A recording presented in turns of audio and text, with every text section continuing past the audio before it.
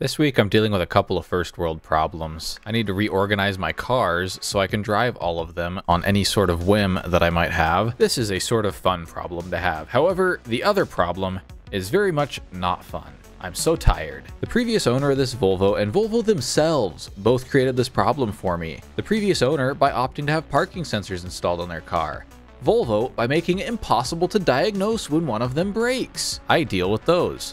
I spend a long time dealing with those. I cut out a lot of it, and this video is still this long. That's all I did. First of all, let's jump into the fun part. But the parking sensors, they are coming. Don't forget about them. I certainly haven't. This thing's got low air in at least one of its tires, so I've got to top that off really quick. I'm so glad that I got such a long hose for this thing. It can even reach over to the other driveway when I need it to. Now I've got to wind up this hose and then we can start the great car shuffle.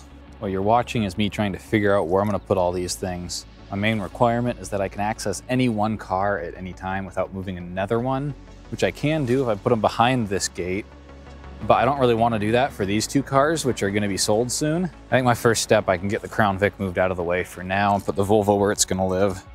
Then I can figure out everything else later. Oh, let's see if it starts. It's been sitting for probably 2 months.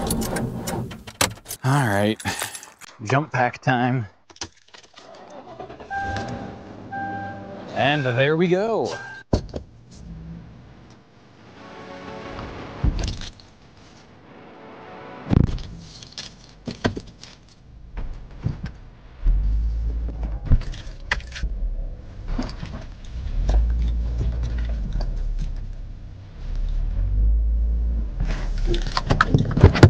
Might be able to get a whole nother car in right there. That might be where Leah parks. Let's grab Leah's car and see if it'll fit there. And I'll still be able to get the olds out. I don't think she's gonna be too stoked on that. We could trim back the raspberries though to make it a little better. I think that's what I'm gonna say we're gonna do. Trim back the raspberries. Honestly, maybe get rid of them. We have more out back. I think we could totally get the Oldsmobile out still. That is really nice. Now I just gotta figure out where I'm gonna put the Crown Vic. Well, no one's parking there. I can put it right there. Let's get this out back rearranged. It's not quite shoved over as far as I want it to be. See, I don't set off the car alarm anymore. It's impressive.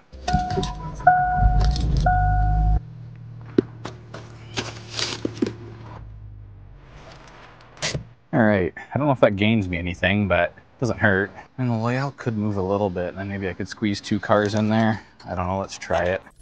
Oh yeah, no problem. Now does it look like there's any way to fit anything else in here? No, that's stupid. So now I guess the question becomes, I could just put one of these cars in front of the service bay and then move it if I want to work on a car. I think that's my best option. So I think I want to put the Loyale over there and then put this Crown Vic where it is.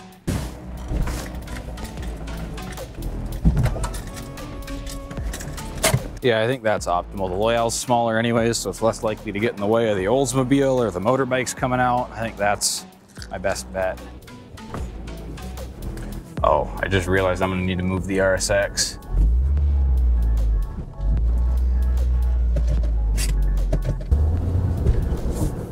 All right, I think that's that. Not too bad. I could fit more cars and access them all still if I put them back there, but I find that that discourages me from driving them, and any barrier is too high, so I want to drive them all equally. And then plus, once I sell one of these, which might be happening soon, I seem to have the Outback at a good price. I get lots of contacts about it. But yeah, once I sell one of these, then I can put the Loyale here instead and not even have to worry about it. Anyways, I'm missing the WAN show, so I'm gonna go watch that. I'll see you tomorrow when I'm either camping or working on the Volvo.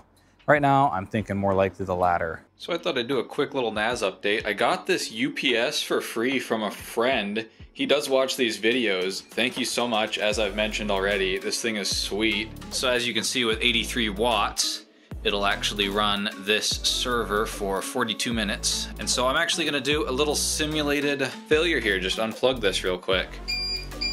So yeah, it's gonna get really angry at me. Today I'll just mute that. So what's interesting about this is that there is a software that I put on my NAS that communicates with this thing via this cable right here. And so when this UPS gets to, I believe it was 5% or 3 minutes of remaining runtime, something like that, it should shut this thing down gracefully, and that's what I'm trying to test today. I'll get back to you when this thing finally runs out of battery and this thing hopefully shuts down. Well, it has been a while now, so I'm gonna plug this thing back in. I don't actually know how to check to see if it was a graceful shutdown. I guess we'll see what it says when it boots. It is taking a little longer to output a signal. I wonder if that's a bad sign. Okay, we got something now. That did take a little bit longer though, it felt like. Well, according to this log file here that I was able to find, thanks to help from the internet, it did actually shut down gracefully, so I guess that is all set up correctly. That's good to have that peace of mind. It's time to work on the Volvo's parking sensors, and if I don't get them fixed today, I'm gonna get a code reader or something to modify the Volvo to make it so the error message doesn't pop up, because I don't need them that bad, but we are gonna try and fix them today. However, as you might be able to tell, a Volvo is not gonna be able to fit in here at the moment. So first, gotta clean up.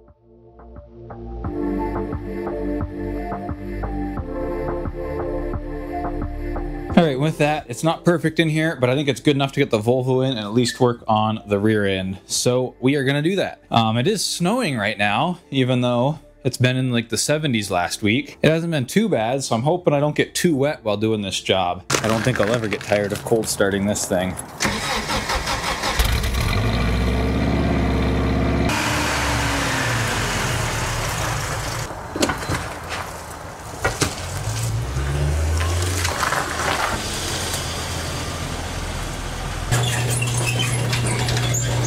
All right, I've got to share something here with you. I don't know what could have possibly caused this.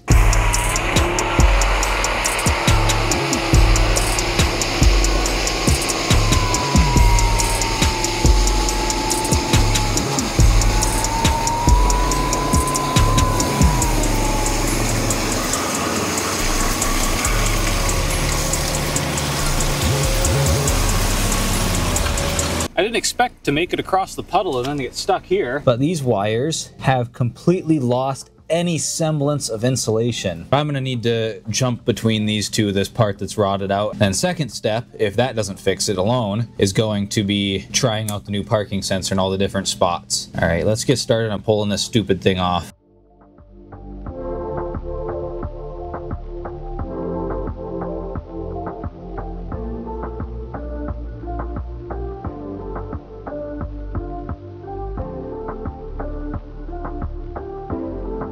All right, so my new theory is these were actually kind of hard to pull apart. It was like they were melted together. And I think between the exhaust and the corrosion from the mud and water, it just ate away at the insulation and they were just all stuck together from mud and melting. All the colors were preserved. However, it does look like there are duplicates of stuff like the blue wire, which is probably just a power wire, so I probably don't need to worry about getting them right. However, just to be safe, I am definitely going to try and get them right.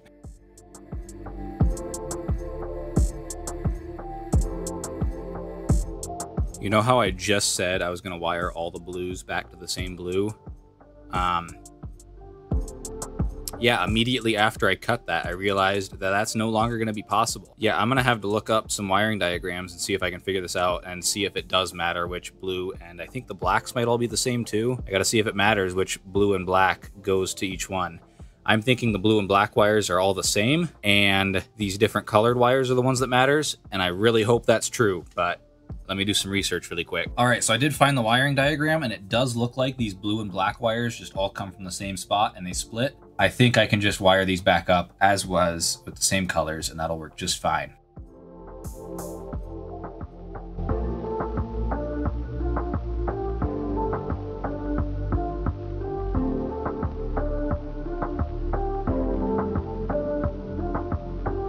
All right, I just finished reconnecting all of these, and before I put all the heat shrink on, best I can, I am going to plug in the parking sensors and see if it just works like this, because that is a possibility that this was the issue and not the parking sensors themselves. Oh, it still says park assist service required.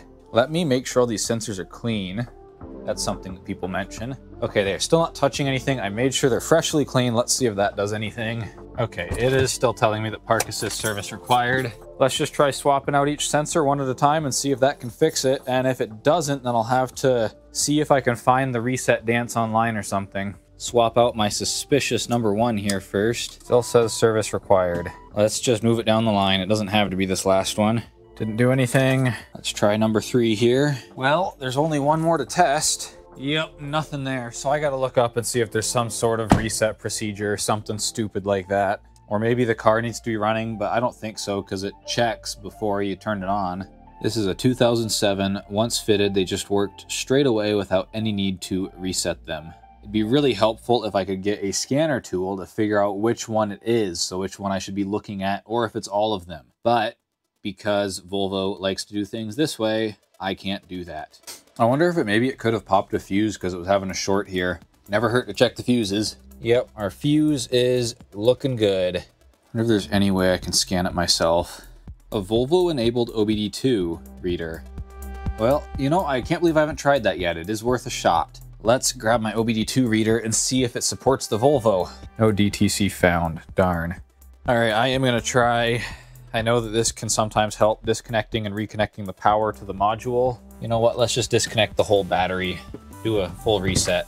While I wait, let's make sure these things are properly cleaned. You know what I might do before I give up? These do appear to come apart, and I did read online that they are fragile inside. So if I can't get them fixed like this, I might take them apart and actually confirm that's my issue before I actually order more parking sensors. All right, they're all clean. Let's hook up the battery and see if it reset anything. Nah, it didn't do anything. So yeah, at first glance, there's not really anything wrong with this board. I mainly wanted to take it apart to see if any water had gotten in here and corroded it, which I am not seeing. So I think this might be where we start disassembling the parking sensors to see if they're actually bad internally. All it is there's just these clips around it. There's 1, 2, 3, 4 it appears. So we just have to pry those up and try not to break them in the process. I don't think this is gonna go back together after I'm done. These are very fragile and not designed to be taken apart, I can tell you that much. There, it came apart. Well, if it wasn't broken before, it definitely is now, but there's really no way to tell if I broke it or if it was previously broken. I am gonna try it with the car running. Maybe there's something to do with the car needing to be running. Let me turn off the heat and crack the door. So far, we've got nothing though. So I think we're just about done for today. I'll have to think about ordering 3 more new sensors and see if that fixes it. I don't have terribly high hopes since it was working at one point and it just failed, which would make me think that it was like only one sensor that was bad, but I don't know.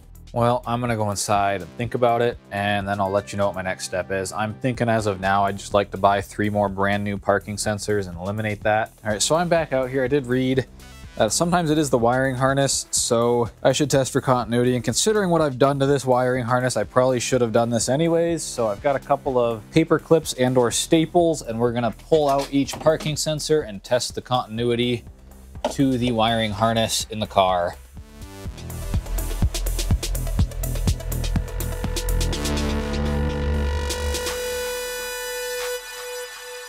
Okay, so all of our wires are connected to something. I think I do want to go in and charge up those AAA batteries so I have a full charge.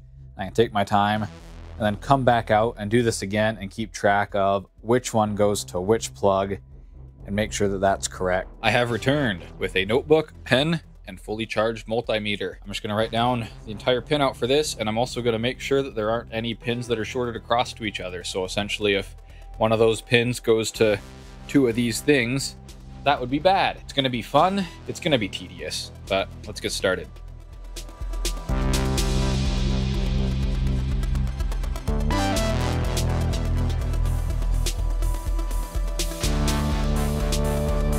Whoa, look at this.